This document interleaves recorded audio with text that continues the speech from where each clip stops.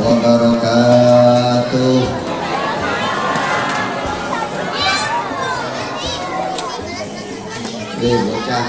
Bocah, tenang duduknya. Ayo, benar. Bu, anak-anaknya diberesin ya. Udah. Assalamualaikum warahmatullahi wabarakatuh.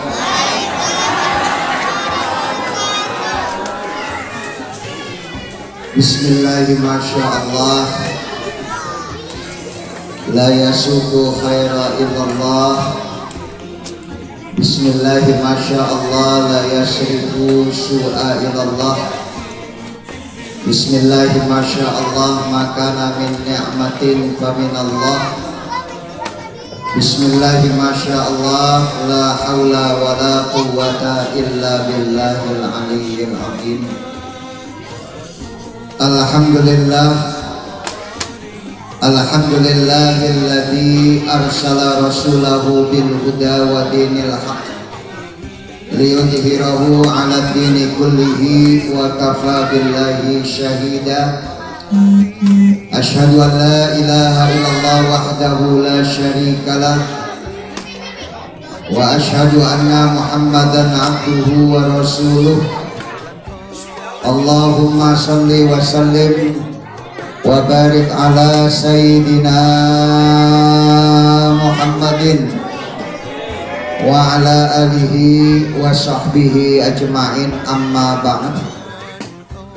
Qala Allah ta'ala fil Qur'anil Karim, laqad kana lakum fi Rasulillahi uswatun hasanah. Yang saya muliakan pimpinan masjid kita, Bapak Khidir, Bapak Ustadz Abdul Muiz, Bapak Ustadz Muhammad Dong, Bapak RT, Bapak RW, tokoh masyarakat, para sesepuh, dan para asatidz yang lainnya yang mohon maaf saya tidak sebutkan satu persatu, namun tidak mengurangi takdim dan hormat saya. Tidak lupa ibu-ibu jamaah yang Allah muliakan, serta anak-anakku yang kita sayangi bersama, yang mudah-mudahan mereka akan terus menggantikan kita dengan kebaikan-kebaikan yang sudah kita tularkan kepada mereka, yang kita contohkan kepada mereka. Udah, adik, ya tenang ya. Syukur alhamdulillah kita panjatkan kehadiran Allah pada malam hari ini, walaupun masih dalam pandemi. Kita mengadakan peringatan Maulid yang tentunya kita mengikuti protokol kesehatan, yang mudah-mudahan kita berdoa malam hari ini pandemi COVID-19 akan segera berlalu dari negeri kita. Amin. Salawat dan salam semoga dan selalu terlimpah dan tercurah kepada Nabi kita Muhammad Sallallahu Alaihi Wasallam beserta keluarga, sahabat dan pengikutnya, serta yang istiqomah di jalannya. Harapan kita semoga kita akan mendapatkan syafaatnya di yaumil akhir nanti.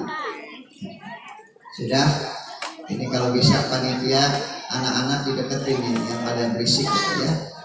Panitia duduk sama-sama anak-anak biar pada nggak lari-larian.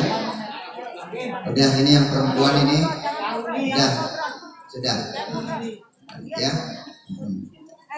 Udah, biar ibu-ibu nanti tenang, bapak-bapak tenang, ilmunya bisa kita bawa pulang insya Allah. Rasulullah Shallallahu Alaihi Wasallam yang setiap tahun kita peringati lahirnya, hendaklah apa yang kita bisa dapatkan dari peringatan itu akan menjadi contoh yang baik buat kita.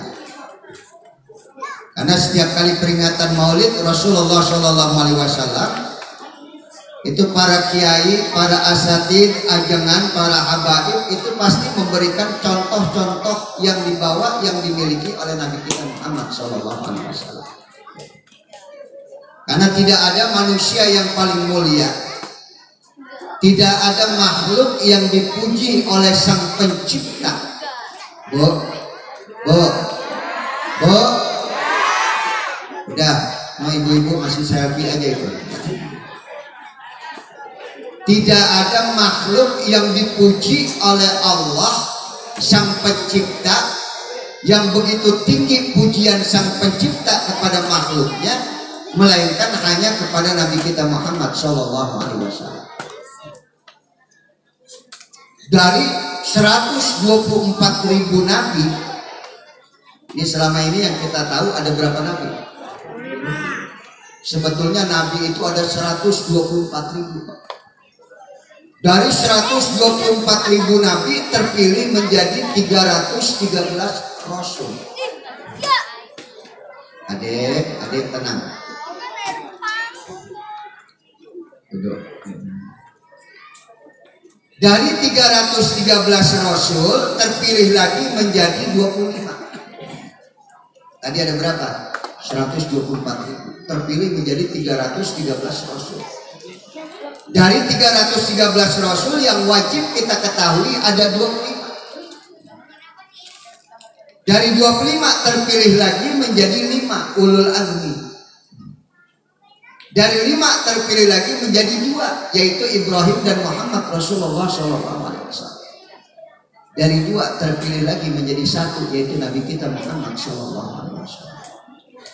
Bayangkan, dari nabi-nabi yang terpilih, Nabi adalah pilihan yang paling akhir, yang paling mulia, yang tidak ada tandingannya setelah itu. Sampai apa yang dialami oleh Rasulullah, apa yang dimiliki oleh Rasulullah, tidak akan pernah dimiliki oleh nabi-nabi terdahulu.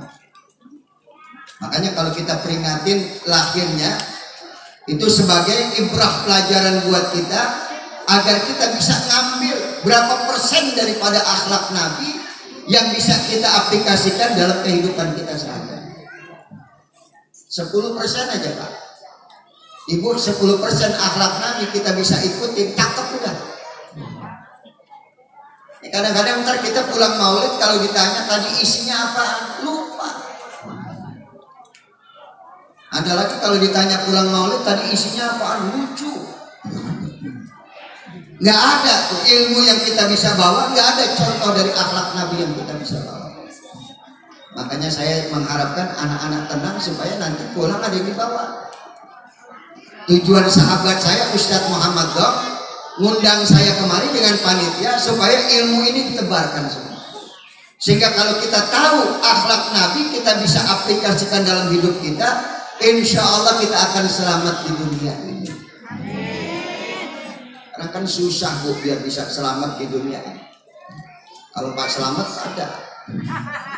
Tapi biar selamat hidup di dunia ini, dan yang bakal meninggikan derajat kita, itu kita lihat pada diri Nabi kita Muhammad SAW. Apa yang membuat Nabi adalah yang teristimewa, yang paling mulia dibandingkan dengan nabi-nabi yang lain adalah akhlaknya, adabnya, perilakunya. Sekarang ini orang sudah tergradasi, dekadensi moral kalau kita bilang. Akhlak manusia terus semakin luar biasa terpuruknya. Fitnah sudah di mana-mana merajalela. Bocah, tenang. Itu yang dipegang sama anak kita, handphone Bu. Kita bisa bayangkan kalau yang digambarkan oleh Nabi bahwa nanti di akhir zaman akan turun Dajjal, dan Dajjal itu sehari dia bisa melangkah ke seluruh dunia. Fitnahnya Dajjal. Makanya kita sampai baca di akhir dari sholat kita, Allahumma inni a'udzubika min adzabi jahannam wa min adzabil qabri wa min fitnatil mahya wal mamat wa min fitnatil. Itu Dajjal sekali melangkah, dunia itu selalu dikelilingi. Satu hari dia bisa keliling dunia. Sekarang ternyata fitnah sebelum Dajjal turun, itu yang ada di handphone kita, hoax, fitnah. Itu nggak sampai satu hari.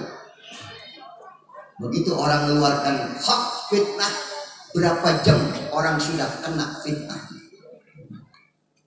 Yang benar bisa jadi salah. Yang tadinya beriman bisa hilang imannya. Kenapa? Karena fitnah. Oleh karena itulah Rasulullah SAW selalu memberikan gambaran kepada kita sebagai ilmu agar kita bisa membaca apa yang bakal terjadi nanti ke depan dan kita akan lebih hati-hati. Udah paham nih ya? Nanti apa yang saya sampaikan nanti mudah-mudahan bisa dibawa pulang dari akhlak Nabi. Karena Nabi mulia tidak lain disebabkan karena akhlaknya yang begitu tinggi. Itu tadi dibaca maulid nggak di sini? Ustaz Muhammad kan baca maulid. Itu ada di dalam maulid berjanji itu. Mar'a wajhaka ya As'ad ya karimal walidaini hauduka safil mubarak wirduna yauman nusyuri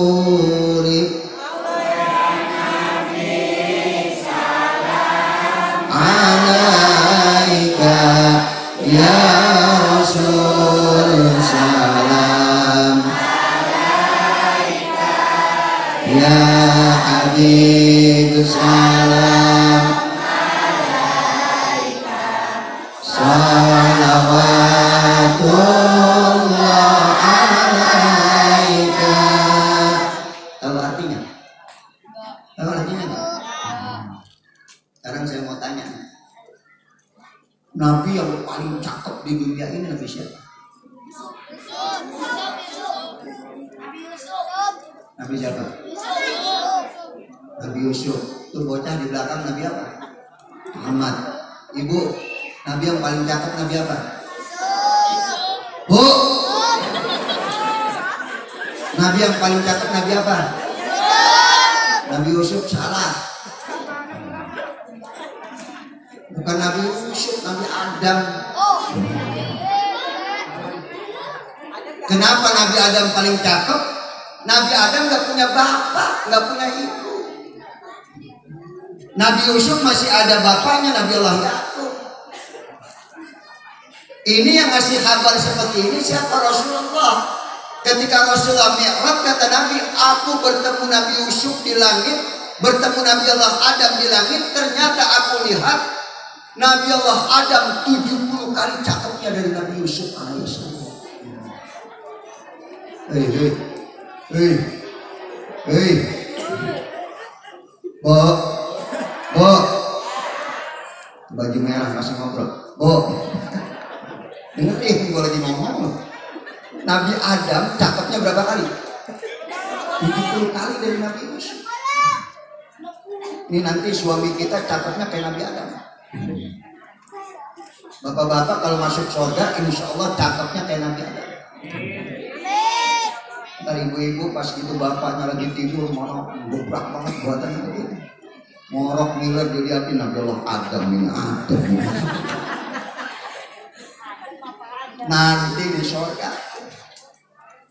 Jadi kalau Nabi Allah Yusuf yang sebegitu tampannya saja, bayangkan cakepnya Nabi Yusuf. Sampai ibu-ibu megang pisau, megang buah, itu menyayat tangan Nabi Allah Yusuf, tangannya nggak terasa karena melihat ketampanan Nabi Yusuf.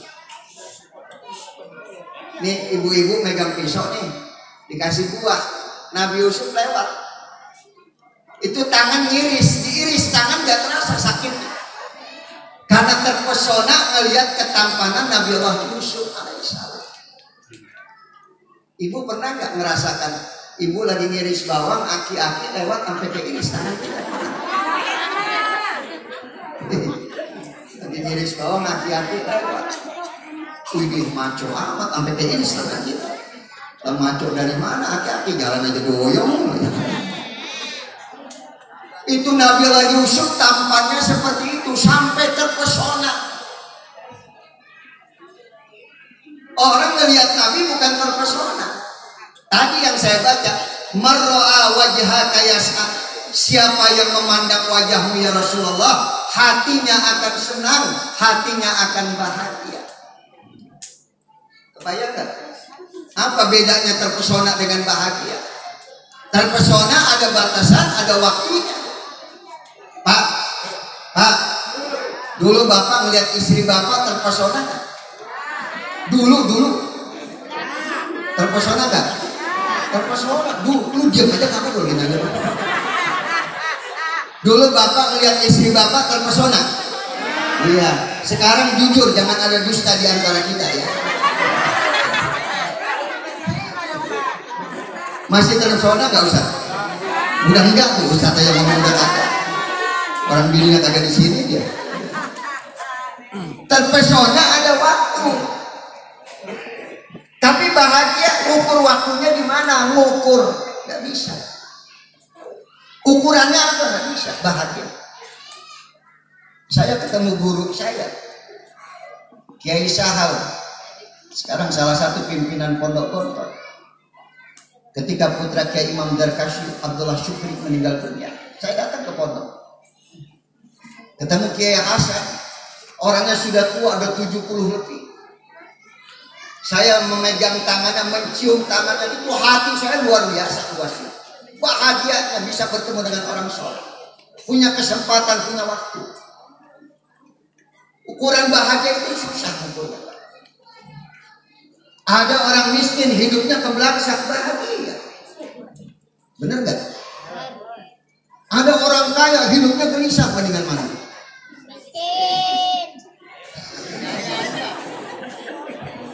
Cepet banget mendingan miskin. Ada orang miskin hidupnya sederhana, nggak punya jabatan, nggak punya kekuasaan, bahagia.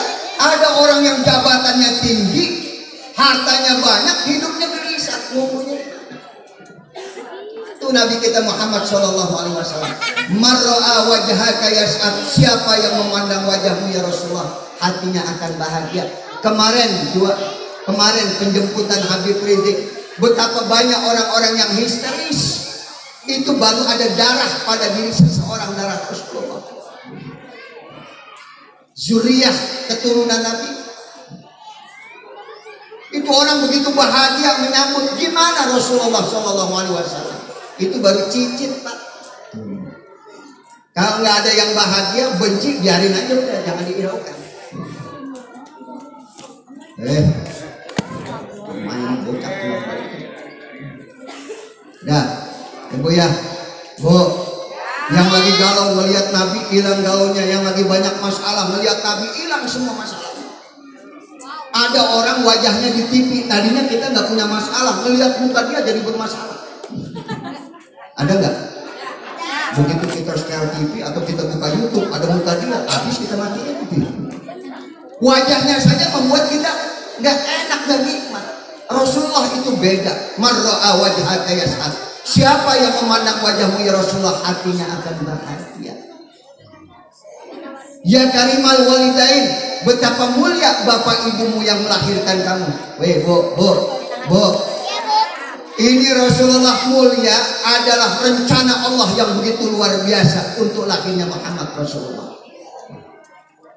Adik-adik, saya mau tanya, bapaknya Nabi siapa namanya? Bapaknya Nabi siapa namanya? Abdullah. Rasulullah punya orang tua namanya bapaknya Abdullah, ayahnya Abdullah, ibunya siapa? Ini Bu, saya mau cerita Pak. Abdullah baru akad nikah dengan Aminah.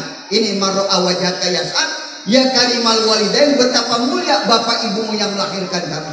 Kemuliaan Nabi tidak lepas daripada kemuliaan orang tua. Ini Abdullah Aminah baru akad nikah, belum disentuh Aminah. Abdullah baru akad nikah, Abdul Muthalib panggil Abdullah, labbaik abi, itba'ni, ikut saya. Baru akad nikah diajak pergi oleh bapaknya Abdul Muthalib. Ini kita baru nikah, kita diajak orang tua kita, lah kagak mau kita, bini kita belum kita papain. Tapi yang namanya Abdullah dengar kata sama orang tua, labbaik abi, ada apa? Itba'ni, ikut saya, nadhab ilal Arafah, kita berangkat ke Arafah. Ngikutin Abdullah ke Arafah. Sampai di Arafah, Abdullah ingin buang hadas kecil. Minta izin kepada bapaknya Abdul Muthalib. Abdul Muthalib, saya ingin buang hadas kecil, ya sudah cari tempat yang baik, jangan cari tempat yang terbuka. Akhirnya Abdullah cari tempat yang terbaik, yang tersembunyi. Begitu Abdullah nyari tempat, Abdullah nggak ketemu. Cuman di tengah perjalanan Abdullah melihat ada telaga, airnya bening. Abdullah lihatin, ya Allah, ini ujuk-ujuk. Tahu ujuk-ujuk? Ini tiba-tiba kok ada telaga bening airnya. Padahal ini ada di tengah padang pasir yang tandus. Lagi Abdullah lihatin tuh air, tiba-tiba ada bisikan di hati Abdullah. Ya Abdullah, isyrab hadal ma. Abdullah, minum tuh air, pulang ke rumah, campurin istrimu. Untuk mencampuri Aminah yang nanti lahirnya Muhammad Rasulullah, itu diatur sama Allah, ada perintah. Maaf, Bu, pantas anak lu bengal banget, badung banget, lu main tubuh aja. Makanya supaya anak kita jadi orang baik, sebelum campur sama istri, doa dulu, sembahyang sunnah dulu 2 rakaat, baca Yasin dulu 3 kali. Apa lu? Lihat Abdullah udah diajak sama Abdul Muthalib, mau dengar kata sama orang tua. Itu buah daripada taatnya kepada orang tua, lahirlah Muhammad Rasulullah SAW. Ini cerita ini gak main-main, itu ibrah, pelajaran buat kita. Isyrab hadal ma, Abdullah minum tuh air, pulang ke rumah, campurin istrimu. Akhirnya Abdullah pulang ke rumah, dia cerita sama Abdul Muthalib, ayah, tadi saya dengar ada bisikan, pulang, Allah sudah redha kepada kamu, pulang campuri istrimu. Akhirnya Abdullah pulang ke rumah, dia campuri istrinya. Besoknya Abdullah sudah berangkat ke Madinah berdagang, baru seharian. Suami istri ketemu cuma semalaman, seharian. Akhirnya Abdul Muthalib pergi berdagang ke Madinah. Maaf, Abdullah berdagang ke Madinah. Walamma tamma min hamlihi syahrani ala masyhuril aqwalil marwiyah, tufiya bil Madinati Abu Abdullah. Buah cinta Abdullah dengan Aminah, alhamdulillah Aminah sedang mengandung, sedang hamil. Pada saat hamil 2 bulan, datang kabilah dari Madinah. Aminah begitu gembira ingin memberitahu suaminya buah cintanya dengan Abdullah ini ada benih di dalam perutnya. Muhammad Rasulullah SAW. Maka disambut utusan dari Madinah. Ditanya oleh Aminah, aina Abdullah, mana Abdullah, aina Abdullah, mana Abdullah. Nggak ada yang jawab, diam semuanya. Mana suami saya Abdullah, ini ada bayi dalam perut saya ingin memberikan kabar gembira ini. Akhirnya ada satu utusan ngomong, Aminah, terpaksa suami kamu saya tinggalkan di Madinah, yaitu Abdullah. Karena Abdullah marid di Madinah, Abdullah dalam keadaan sakit di Madinah, sedih. Ya Allah ya Rabb, kata Aminah, suami saya kenapa ditinggalkan di Madinah padahal ini ada benih dalam perut saya. Rupanya kesedihan Aminah dilihat oleh Abdul Muthalib.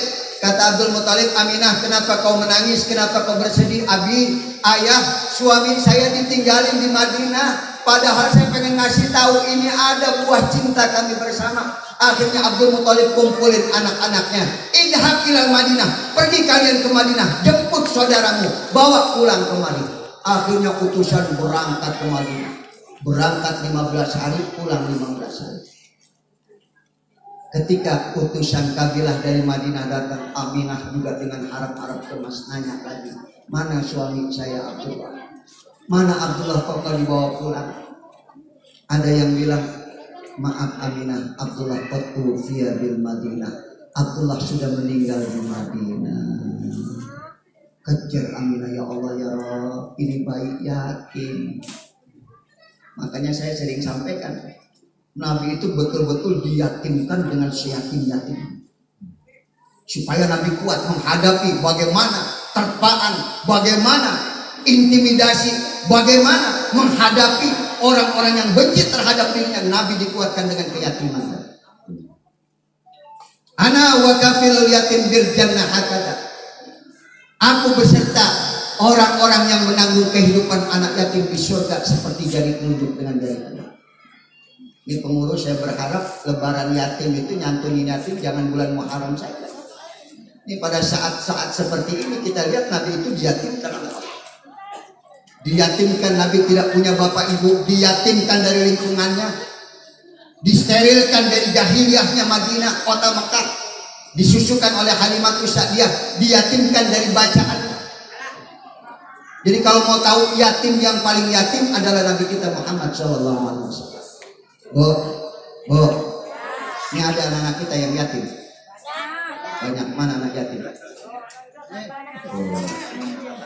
Nih kalau anak yatim diusap kepalanya, ya. Nih, kalau yatim diusap sampai sini, sampai ubun-ubun, ya. Kalau yatim piatu sampai mana? Belakang. Saya di rumah alhamdulillah ada anak yatim udah hampir 30 tahun ngikutin saya.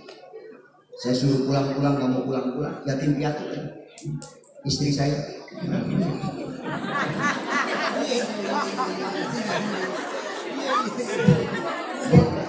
Bu, tuh di rumah ada yatim piatu, makanya saya usapin terus. Jangan diusap aja. Ketemu yatim diusap, ketemu yatim diusap. Yatim ngomong botak kalau mau diusap. Sambil diusap dikasih apa? Duit. Wa'at mento amin. Itu Nabi yatim. Akhirnya Abdul Muthalib bilang, Aminah jangan bersedih. Ini udah kehendak Allah. Ujuk-ujuk datang Abu Lahab. Pak, kenal Abu Lahab? Kenal? Lu kenal di mana Abu Lahab? Tahu? Itu Abu Lahab datang melihat keluarga Abdul Muthalib dalam kesedihan. Abu Lahab nanya, ini kenapa pada nangis begini? Kenapa sedih begini? Kata Abdul Muthalib, hai Abu Lahab, saudaramu Abdullah meninggal di Madinah. Lihat Aminah dalam keadaan hamil. Itu ada anak yatim dalam perutnya. Itu sampai Abu Lahab saking jahatnya sama Nabi turun ayat surah Al-Lahab, tabbat yada. Itu Abu Lahab itu melihat Aminah dalam keadaan hamil, ada anak yatim dalam perutnya. Apa kata Abu Lahab? Aminah, kamu nggak usah bersedih. Kenapa? Itu bayi yang ada dalam perut kamu ponakan saya.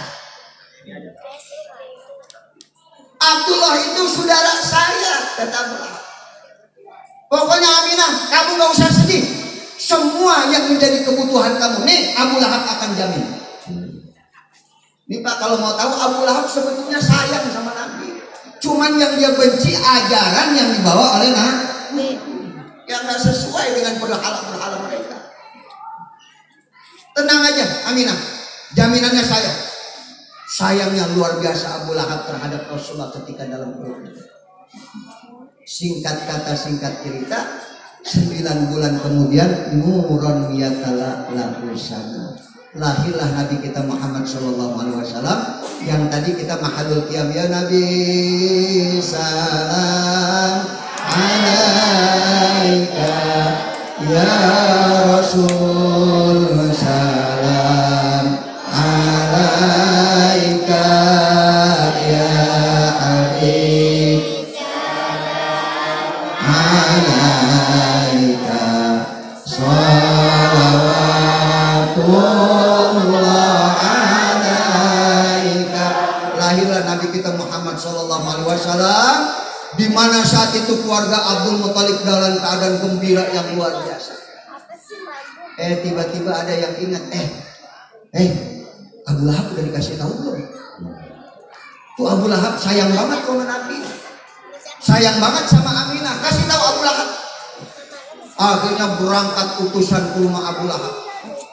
Dari jauh udah teriak tuh utusan, Abu Lahab, Abu Lahab, Abu Lahab. Abu Lahab nggak keluar, yang keluar pembantunya Syuaibah. Begitu Syuaibah keluar nanya, ada apa kalian cari-cari Abu Lahab? Aminah qad ulidat. Aminah udah ngelahirin, kasih tahu Abu Lahab.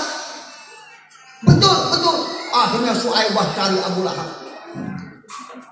Dicari di masjid Nurul Hidayah, nggak ada. Mana ada Abu Lahab di masjid? Dicari di pasar, ada lagi main catur. Orang main catur kan orang bego. Habis dipindahin dipikirin, habis pindahin dipikirin. Mau saya kalau kagak mau dipikirin jangan dipindahin, kan geblek itu main catur. Akhirnya dicari Abu Lahab, dilihat ada di pasar. Itu Suaibah teriak, Abu Lahab, Abu Lahab. Abu Lahab orangnya berangasan, Pak. Melihat pembantunya Suaibah datang, marah. Hei Suaibah, ngapain kamu datang kemari? Kamu budak saya, urusin rumah tangga. Abu Lahab jangan marah dulu. Aminah qad ulidat, Aminah udah ngelahirin. Hah? Laki perempuan, bingung Suaibah. Orang yang belum tahu. Pak, Bu, bangsa Arab saat itu kalau yang lahir laki, wah jadi kebanggaan. Tapi kalau yang lahir perempuan jadi kehinaan. Suaibah takut diomelin Abu Lahab, marah cerita. Padahal dia belum tahu itu. Laki perempuan, laki Suaibah ini Abu Lahab, cakep, ganteng, sini. Suaibah dipanggil, nih duit pegang.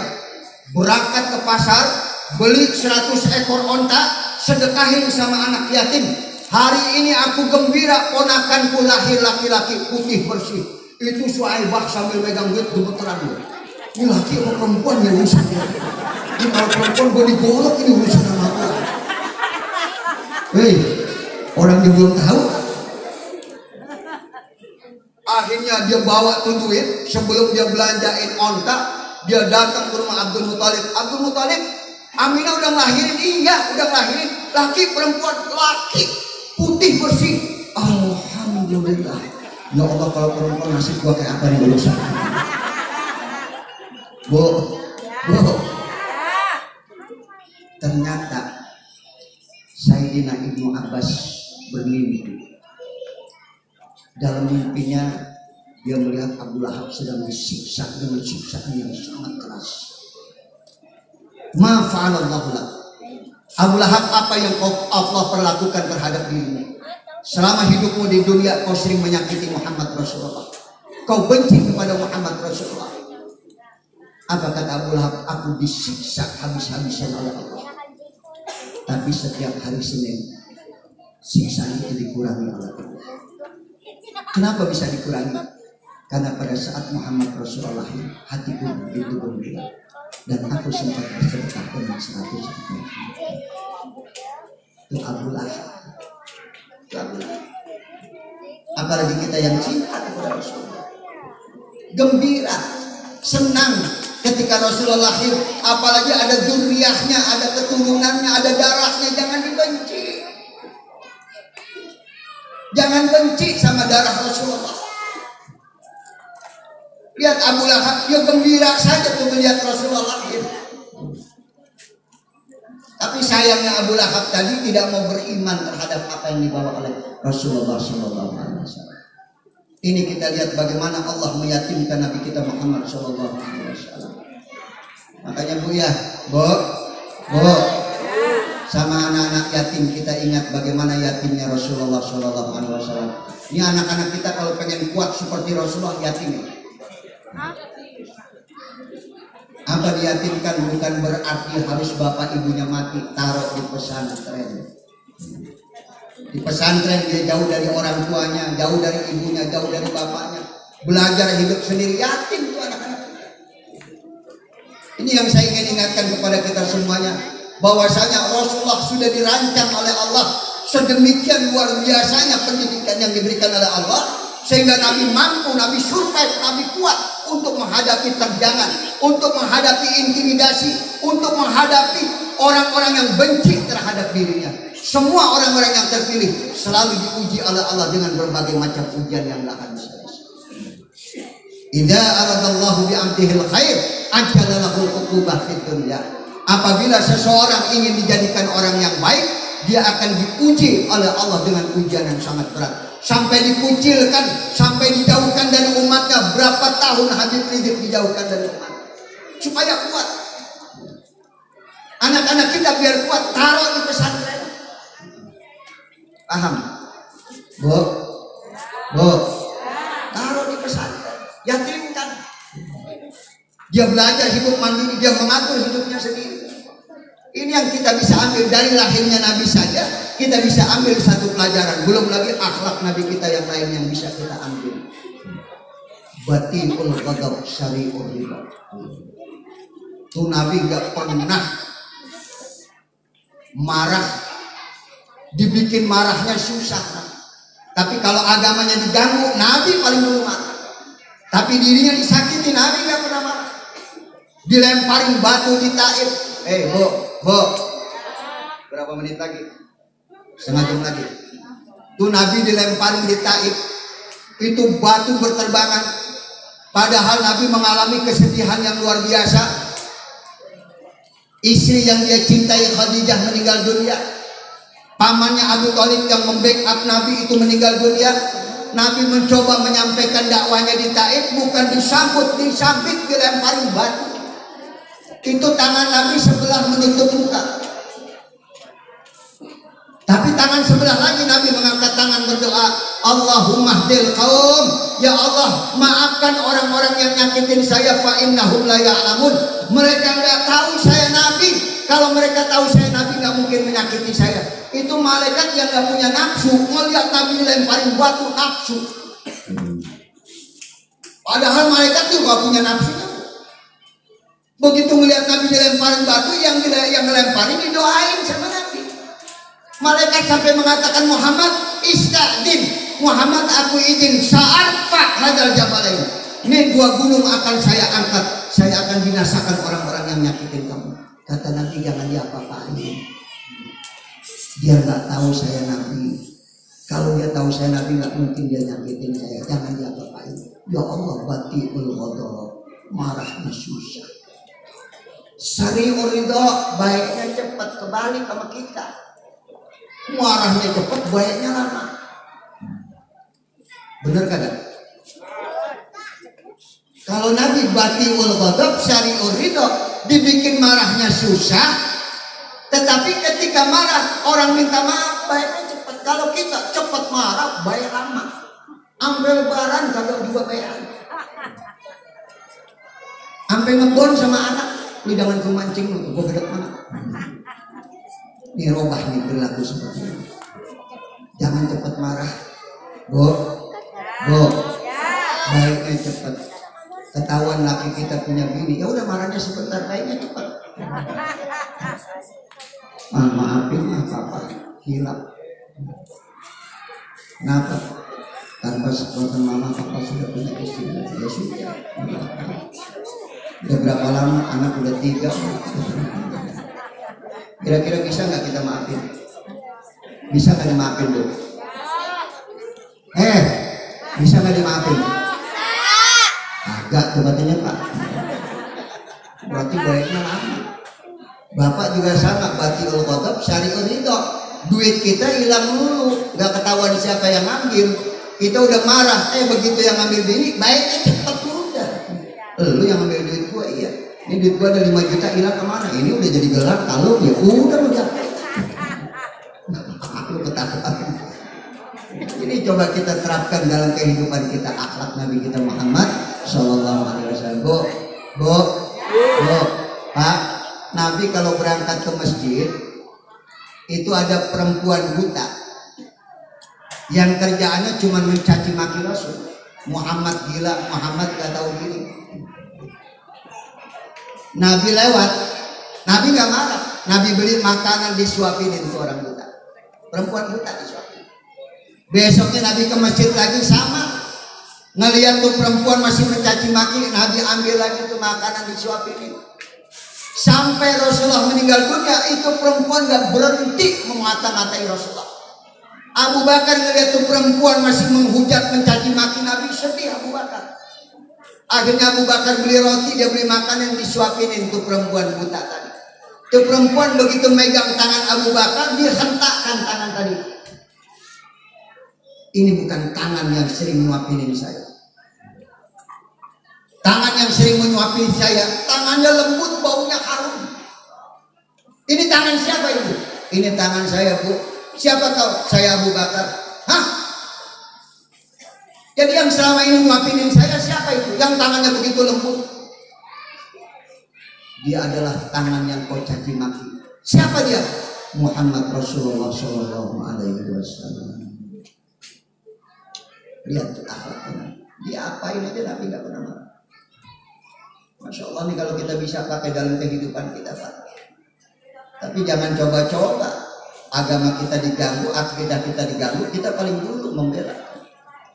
Tapi kalau diri kita diapa-apain, Allah yang akan menjaga kita. Allah yang akan memelihara kita, Allah yang akan memberikan kekuatan kepada kita.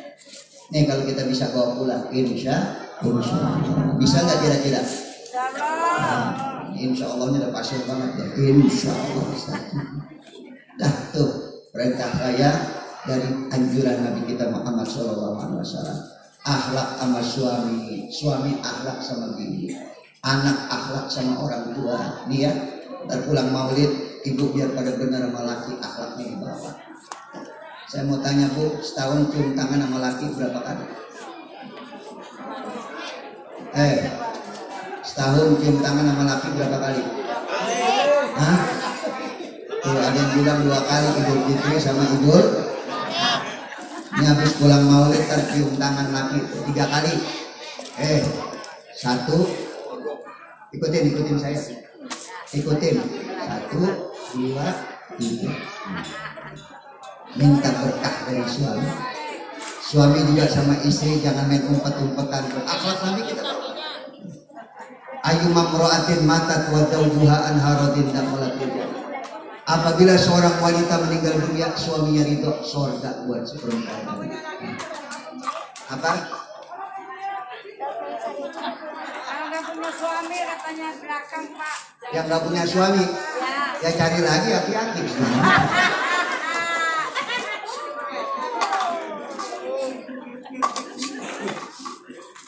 Ustadz, gimana kalau suami saya nggak ada? Doain. Kirimkan Fatihah buat suami kita. Dengerin. Lu nanya, lu ngobrol lagi ya. Kalau nggak punya suami gimana? Doain. Makanya nih mumpung suami kita masih hidup, jangan suka disakiti. Jangan suka dibentak-bentak, kesian bu. Udah jantungan, lu bentak-bentak mati urusan.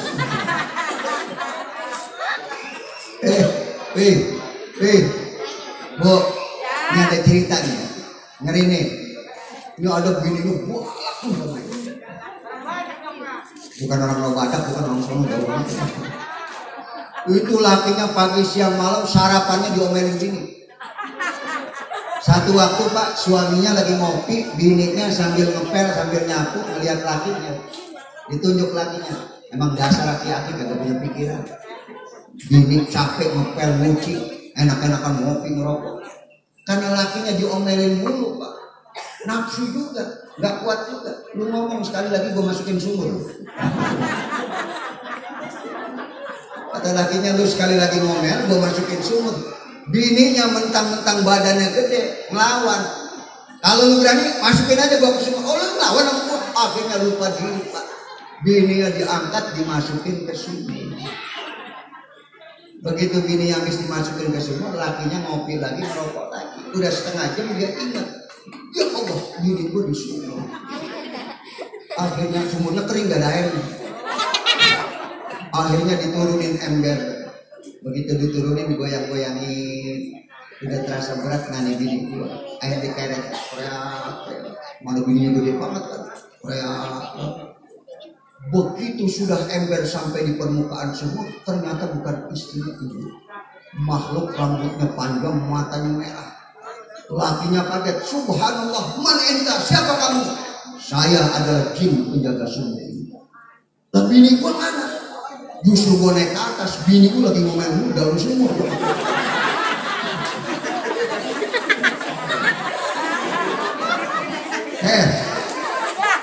Lu kebayang gak gini aja stres lu ngadepin.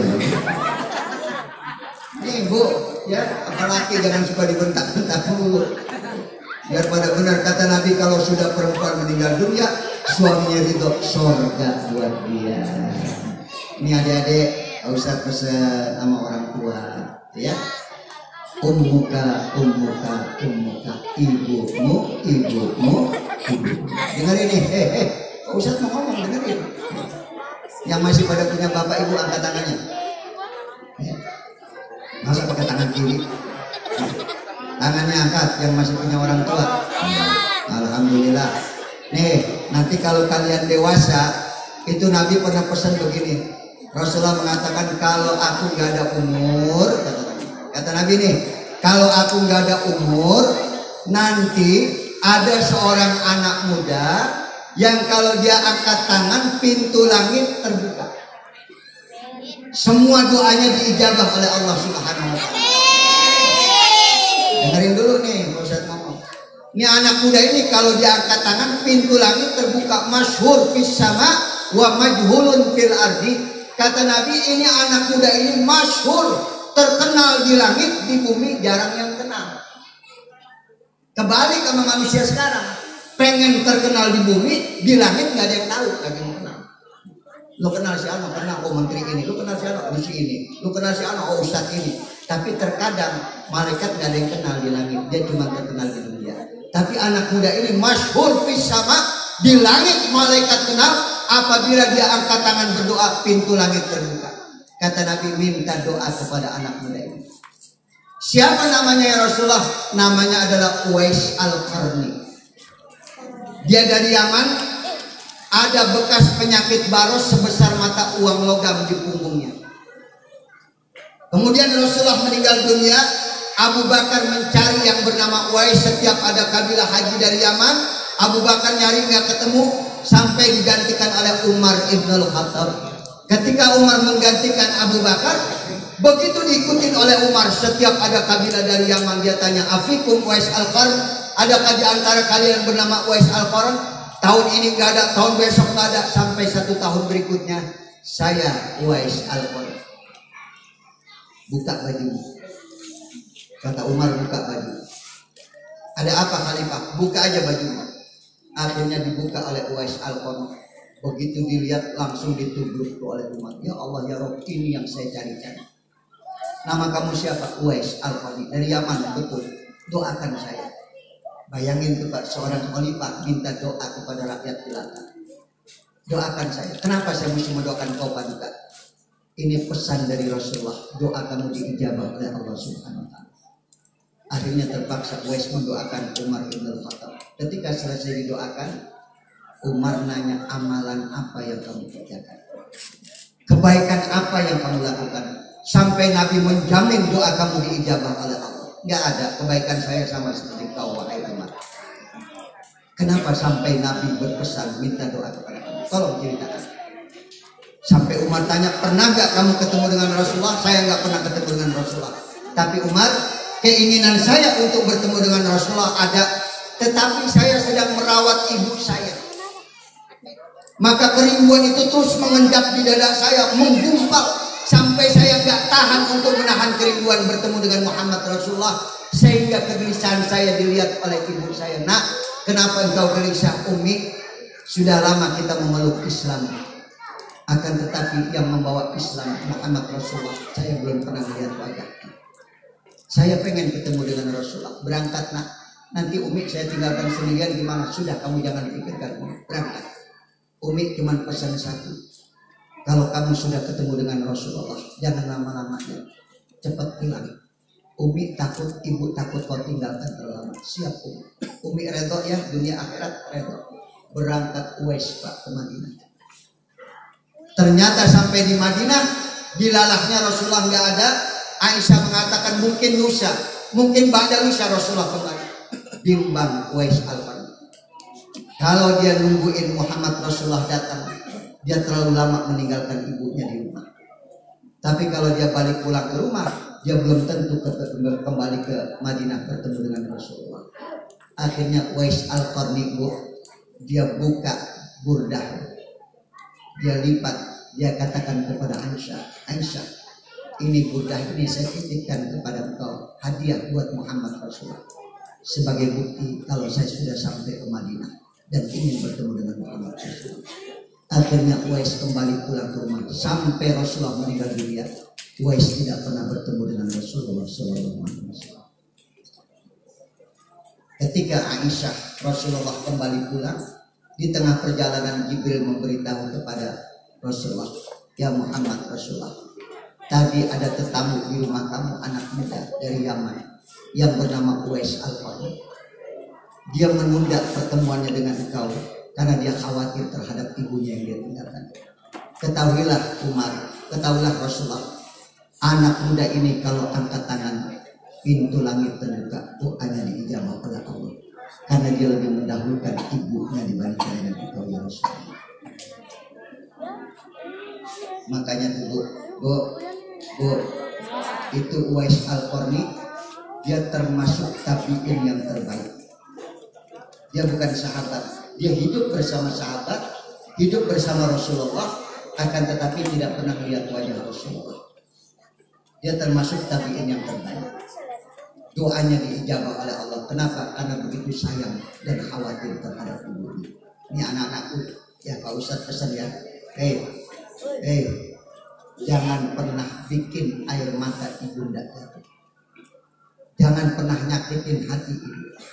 Setinggi apapun ilmu yang kau punya, sehebat apapun yang kau miliki, tidak akan kau mendapatkan keberkahan apabila kau sudah menyakiti ibu. Ummuka, ibumu.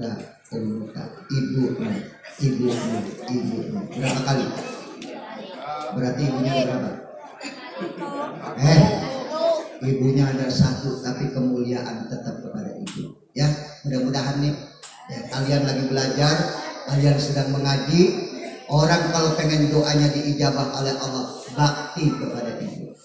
Kita sering minta doa sama kiai, padahal doa kita bisa saja Allah kabulkan. Syaratnya satu, orang tua, ibu. Lihat contoh Uwais Al-Qarni, karena begitu khawatir terhadap ibunya sampai dijamin oleh Allah bahwa doa-doanya diijabah oleh Allah Subhanahu wa taala. Ini barangkali yang dapat saya sampaikan. Mudah-mudahan nanti pulang, Bu, ibu lebih baik lagi akhlaknya, bapak lebih baik akhlaknya, dan anak-anak kita juga lebih baik lagi akhlaknya. Ini mudah-mudahan masjid ini tambah ramai nanti subuhnya. Mama dong, ini kalau subuh berapa syak? Hah? 5 syak. Kalau di Masjid Asy ada bisa sampai 10 syak. Cuma dijajarin atu-atu. Di sini juga sama, udah jaga jarak dijajarin. Makanya Pak, Bu, dulu ada cerita. Ini cerita si Udin. Ada nggak yang namanya Udin? Udin dibilang bodoh tapi pintar, dibilang pintar tapi bodoh. Adzan jam 12 malam. Udin adzan jam 12 malam. Allahu Akbar, Allahu Akbar, Allahu Akbar, Allahu Akbar. RT bingung, gila Udin. Ini adzan apa ini jam 12 malam? RT datang, RW datang, pengurus masjid datang. Udin lagi adzan disuruh berhenti sama RT sama RW pengurus. Dia dulu kalau gila jangan adzan deh. Ini adzan apa di jam 12 malam? Gila lu ya? Lu stres ya? Udin senyum aja, kata Udin, yang gila mas stres bukan gua. Lu yang pada datang pada kumpul gila mas stres. Lalu kenapa ngatain gua? Lah buktinya, kata Udin, buktinya apa? Tadi waktu subuh gua adzan lu pada kagak datang. Ngapa sekarang jam 12 malam gua adzan lu pada kumpul? Bener kagak? Jadi yang gila mas stres siapa? Pak, mau cobain, bener gak? Adzan jam 12 malam rame pasti. Tapi giliran subuh adzan, masya Allah. Ya Tariq bin Ziyad sama, kalau dia kelilingin pasukannya waktu akan nyebrang Selat Gibraltar untuk menaklukkan Andalusia, itu Tariq bin Ziyad ngelihat pasukannya di tenda-tenda, dia lihat pasukannya sedang tidur lelap. Apa kata Tariq bin Ziyad? Dari sinilah kekalahan Islam akan dimulai. Tapi ketika dia lihat pasukannya sedang berzikir kepada Allah, sungguh mereka sama-sama banget. Dari sinilah kemenangan Islam akan dimulai. Maka di kampung kita kalau pengen menang, ayo isi masjid dengan sebaik-baiknya. Ya, insya Allah mudah-mudahan ini anak-anak muda nanti kita akan menggantikan kita semuanya. Amin ya rabbal alamin. Ya, cukup ya, Pak Haji. Mudah-mudahan manfaat. Ustaz Muhammad Dong cukup ya. Mudah-mudahan ya anak-anak kita, masjid kita, udah jangan pada ngeributin lagi soal bid'ah-bid'ahan, cukup. Ya. Yang mau pakai kunut silakan, yang nggak pakai kunut silakan. Ya. Dulu orang masih diributin gitu, sekarang tidak ada. Soal kunut udah nggak diributin lagi karena yang sembahyang subuh udah. Mari sama-sama kita baca Fatihah. Al-Fatihah. Alhamdulillahirabbil alamin arrahmanir rahim maliki yaumiddin. Iyyaka na'budu wa iyyaka nasta'in ihdinas siratal mustaqim siratal ladzina an'amta 'alaihim ghairil maghdubi 'alaihim waladdallin. Ini rupanya Ustaz Muhammad luar biasa. Jam 10 selesai di rumah hujan. Mudah-mudahan kita sampai di rumah dengan selamat. Usinat semua yakum bitaqullah. Wassalamualaikum warahmatullahi wabarakatuh.